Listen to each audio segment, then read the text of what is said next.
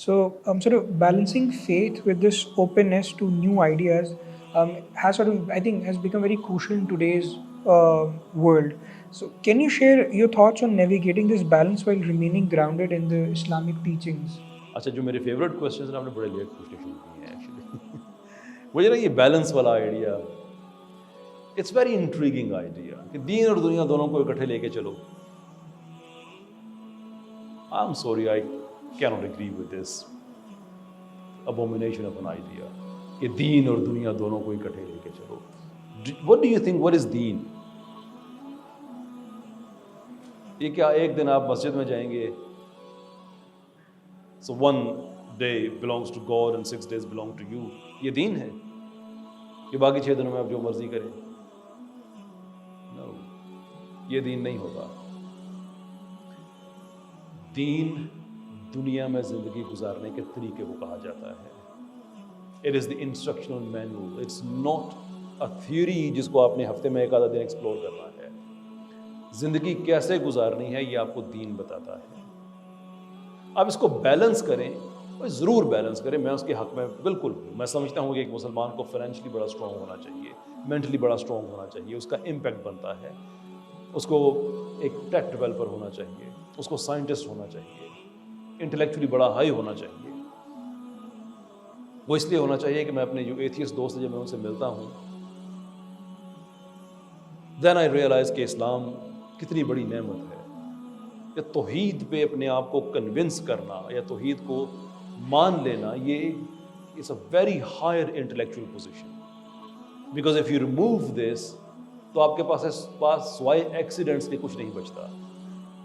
اور میرے ایتھیسٹ دوست جب وہ اپنے سینکٹیمونیس گھوڑے پہ آتے ہیں نا، جب کہ یار تمہارے اسلام میں جو ہے نا یہ کیا خوراک ہے، کوئی ایویڈنس نہیں ہے، یہاں سے یا شو تمہیں خدا کا کوئی ایویڈنس نہیں نظر آتا تو مجھے بتاؤ، میں تمہاری بات مان لیتا ہوں. تو بہت دفعہ کہتے ہیں اچھا ٹھیک ہے مان لو.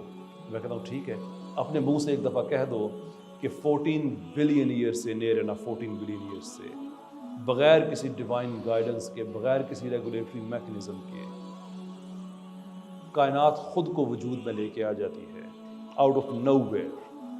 میٹر آٹومیٹکلی سیلف اویئر ہو جاتا ہے، اور unconnected random set of accidents کا نتیجہ یہ ہے کہ ہمارے پاس یہ یونیورس آتا ہے اور تمہارا دماغ ایوولو ہوتا ہے ایک ان گائیڈڈ پروسیس سے جس کو تم ایوولوشن کہتے ہو، جس کے بعد تم اتنے عقل مند ہو گئے کہ تم مجھے بتا رہے ہو کہ خدا نہیں ہے.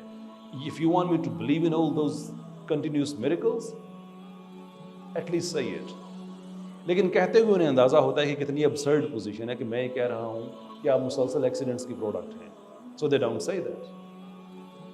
But it also tells you کہ توحید کو ماننا یہ کتنی بڑی ایک انٹلیکچوئل پوزیشن ہوتی ہے، یہ کتنی بڑی پوزیشن ہے. It requires you کہ آپ باقی جو زندگی کے معاملات ہیں ان میں بھی ایک انٹلیکچوئل پوزیشن کو ہولڈ کریں. It requires you to do that.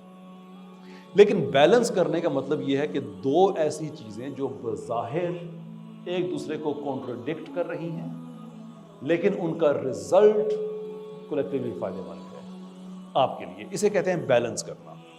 اس کی آبویس اگزامپل ہے کہ آپ کھانا کھائیں اور آپ ایکسرسائز کریں، یا آپ ریسٹ کریں اور آپ ایکسرسائز کریں. اب ریسٹ کرنے سے کیا ہوگا؟